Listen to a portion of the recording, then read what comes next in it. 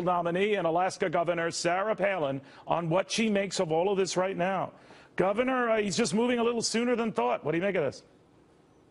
Oh, bless his heart. I'm glad he is. What Senator Cruz is doing is he's waving this flag, Neil, and he's saying, hey, what is the alternative here in fighting for our economic liberty in the United States of America? What his colleagues, too many of them, are doing, they're waving this flag.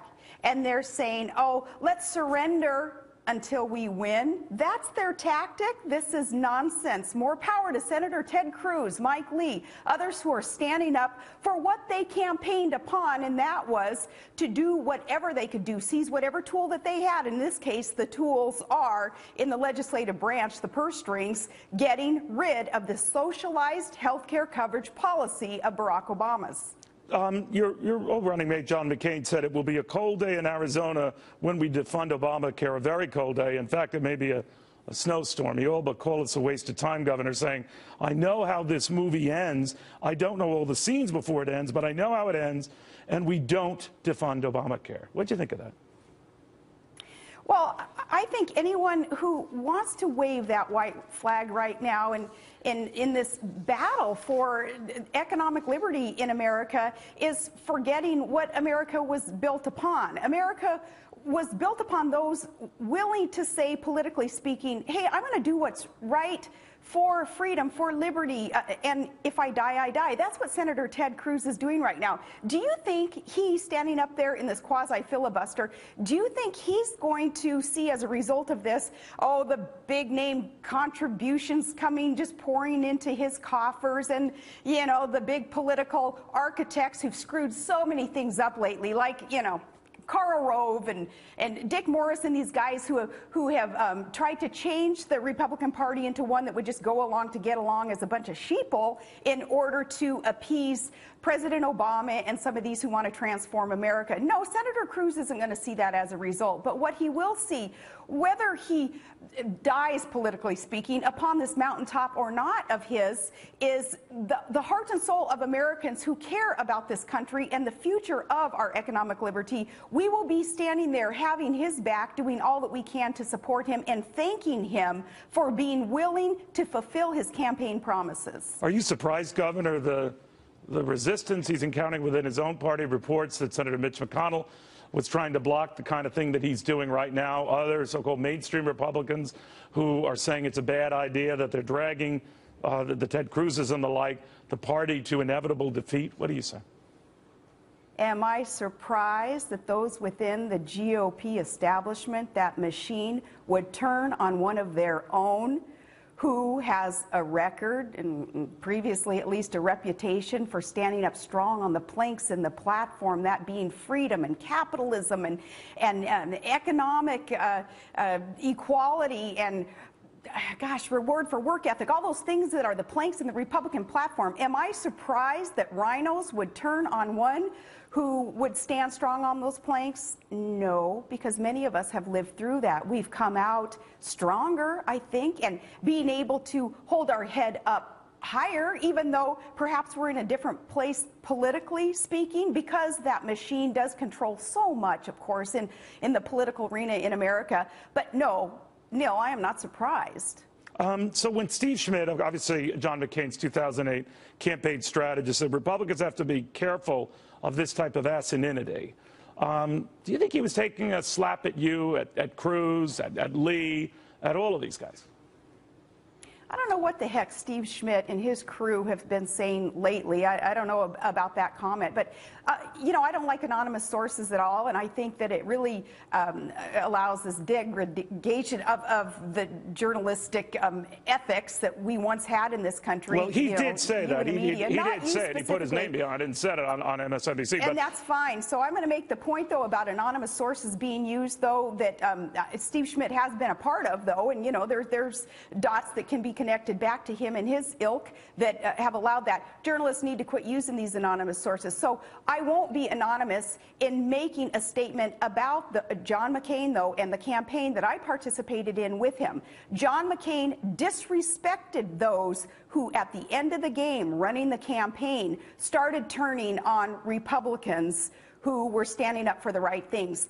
I know John McCain. We have spoken about this, and I don't think that he will be hurt or harmed that I am speaking publicly about what he has told me. He disrespects those people who use anonymous sources to attack their own. He has told me that. So Steve Schmidt and his crew, especially, and yeah, granted, Steve Schmidt, this time he allowed his name to be attached to another besmirking comment about another Republican. But when those having used anonymous sources are elevated and continue to get to be cited as sources, well, I join John McCain in dismissing them and saying, journalists, quit using them. But still, you and the senator are clearly not on the same page regarding this, and I wonder whether it has taxed your relationship. We're not on the same issue when it comes to what Ted Cruz is doing in trying to defund Obamacare. There are certainly things that John McCain and I do agree on, though, and that is that, doggone it, Barack Obama is our president, and we would have been better off not being able to be in the position that we're in now with a doubling of our debt and the deficits that continue to reach about $1 trillion a year, and all those things that Barack Obama and his minions are continuing to lead us towards bankruptcy. It's horrible. So John McCain and I agree on that. You know, you've been very vocal about this, Governor, and you've been really risking a great deal of prestige with the moderates within the party. But by saying and speaking out as strongly as you have, some would read into that, maybe I would read into that, that maybe you're running for president. Are you? That maybe I'm running for president? Yeah. I'm up here in Alaska raising a family, running some businesses, you know, just wrapping up moose hunting, doing a lot of productive things on a personal level, and not thinking about 2016 in terms of who's going to be the next GOP candidate. But hey, you talk about moderates in the party. Here we go, Neil, about the parties. People talk about maybe a need for a third party. I dare say we already have a third party. We've got the liberal Democrats. We've got the GOP machine, and then we've got the good guys. That's the third party. Ted Cruz, Mike Lee, Rand Paul, some of these guys are working so extremely hard for, again, standing strong on at least what used to be the planks in the Republican platform. That's the party. Those are the players in a party whom I will support. Sounds like you're inching away from the Republican Party, at least as we knew it. I've that you're always more been aligned to these very guys. independent. I've always been very independent. Up here in Alaska is why I'm not in the good graces of the Alaskan political party, perhaps, when it comes to Republican machinery up here.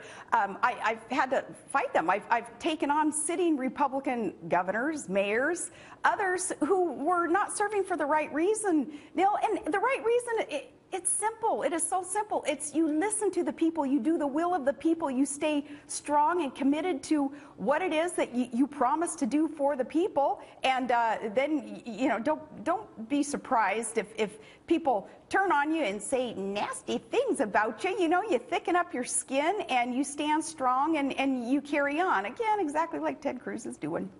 You know, I talked to former Texas Senator Phil Gramm, will be a special guest of mine on Fox Business Network tonight, which, Governor, if you don't get, you should demand.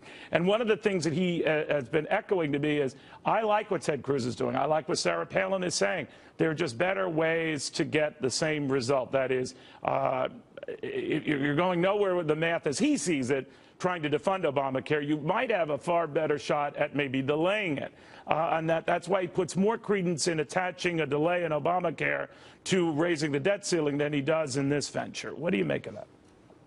You know, I say, you know, tell the soldiers that who had to storm the beaches, say on Omaha Beach, say those who have fought physically and in a political arena for the sovereignty of America and for our economic liberty and our national security, tell them, oh, wait another day and perhaps the battle will get easier tomorrow. No, that, again, that's waving the white flag. And time is short before our country is fundamentally transformed, exactly as Barack Obama had promised. He also promised things like energy costs necessarily skyrocketing under him. He also had promised things like there would be bankrupt coal plants if they dare start up in this country. All those things that he has promised that we see, like, not to change the subject, but EPA regs last week coming down that will result in exactly that. All those things that are happening, time is very, very short. We must stop these things now. One of the things that we must stop in order to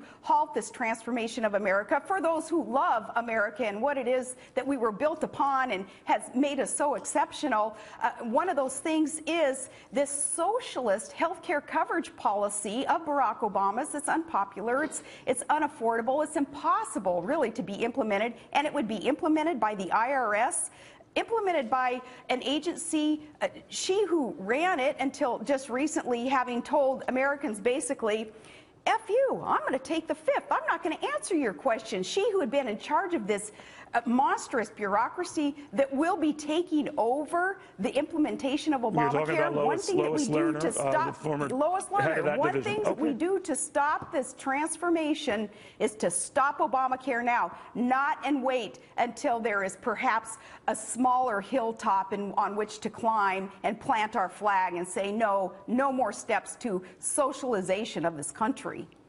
Governor Palin, thank you.